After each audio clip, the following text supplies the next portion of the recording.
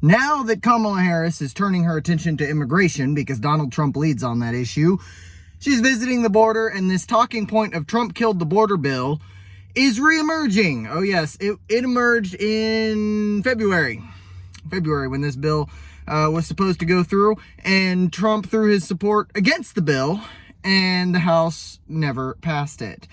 So why did Trump kill the border bill? Well, let me explain this to you. First of all, you can blame Trump if you want to. He said he would take the blame. I really don't care. I'm not an apologist for Trump. But the House never would have passed this bill. Never. And I will tell you why. Oh yeah, so riding along with this bill were about $70 billion worth of spending. And the bulk of that, $61 billion in fact, was headed to Ukraine. That alone was enough to tank this bill, but it gets so much better. $7 billion was being allocated to state services for illegal immigrants, so housing, food, etc., for illegals that were being shipped off to different states because of the policies that this bill would have allowed. $1.3 billion was for DHS, so that essentially what they were going to try to do was to replace ICE and immigration judges with USCIS agents who were going to do interviews, make sure that the people weren't being perceived as a threat. The illegal that was coming in wasn't going to be a threat, quote unquote, so they're not, part of a cartel or a gang or whatever, and we see how well that's worked. But then they would release them. Now, what they would do is they would give them a 5-year employment authorization and then be released on parole by DHS, which, beyond the fact that that is a huge overstepping of the DHS parole authority, because according to Congress, it's supposed to be used sparingly, this is really stupid. You're just so without any kind of an immigration hearing, you're just gonna, here, go ahead. USCIS agent interviewed you. Yeah, you're good to go. By the way, the links for some of this is in the description. I did a lot of reading. I read the bill and I read several articles about it, and I'll link them in the description for you. So go ahead and take a look at them. If you don't like them, that is your problem. They are, in my estimation, accurate summations of what's going on.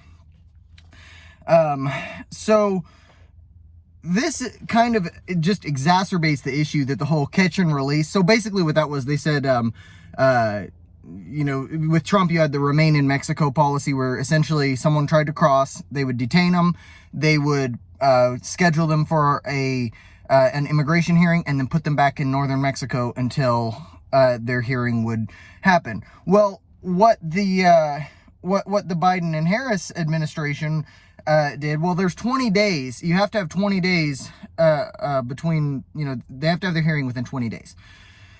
If their hearing is not within 20 days, they'll be given the 5-year employment authorization and release. That's the standard right now. That five-year employment authorization out. That's what happens. And after 20 days, which that 20 days is always overstepped because the backlog is over 1 million in immigration court. And that includes, legal immigrants as well, who are going to be prioritized, obviously.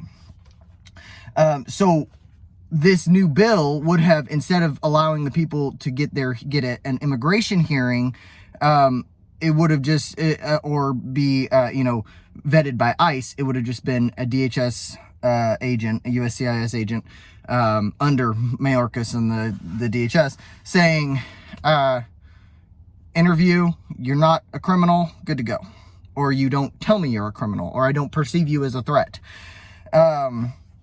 Now, currently, those interviews where they're allowed to grant asylum through USCIS instead of through immigration court, they do happen, but they're very, very rare, and they're only allowed under special circumstances.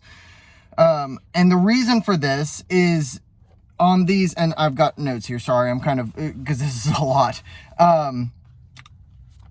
The reason for this is that someone who goes through that process is 3 times more likely to be granted asylum than someone who actually goes through the hearings and all of the proper procedure. Why is that? Well, because the agents, the USCIS agents, aren't asking all the right questions. They're not as legally qualified, and there's a lot more to this process than just an interview. This 20 days for the hearing is based on a court settlement back in 1996, I believe, which I don't know. That seems like a small amount of time to give before you give somebody a 5-year employment approval and let them loose into the country. That's crazy. So this affirmative asylum backlog that I was just talking about, it's got 1 million people waiting in line for their hearings, including the legal immigrants. This means it could literally be decades until these hearings happen. So what's going to happen is these employment authorizations are just extended and extended and extended until they get their hearing. This asylum grant also, under the USCIS agent that, they do their interview and they grant them asylum, that includes public benefits, by the way. So when you remove ICE and the judge from this process, the immigration judge from this process, it's kind of reckless when you realize all of this money that's being spent. This bill itself, like I said before, $7 billion more allocated to feed, clothe, and house these individuals.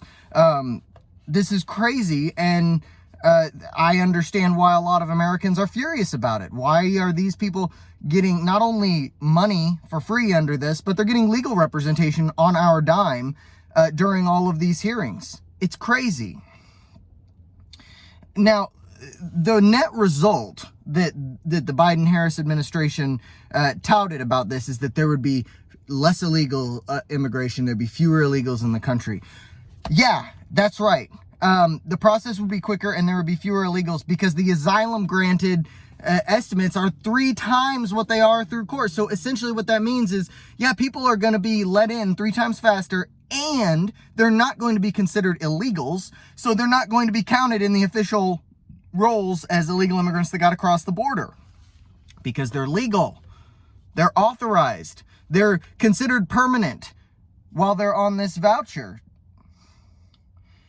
So what this leads to is higher rates of these grants for asylum, more money spent, and more employment authorizations coming through, which is a huge incentive to more people to come to the southern border because they're just going to be let in because that 20-day mark will never be met. They're going to be waiting decades for that actual hearing, and they're going to be here. They're going to have kids here. They're never going to leave.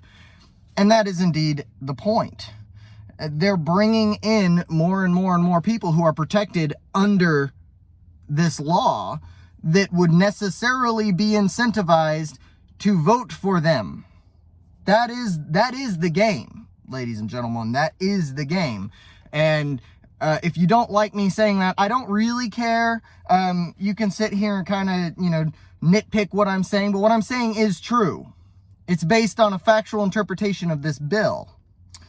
What this bill was a cover for the Biden and Harris administration to say, we tried this and they stopped us.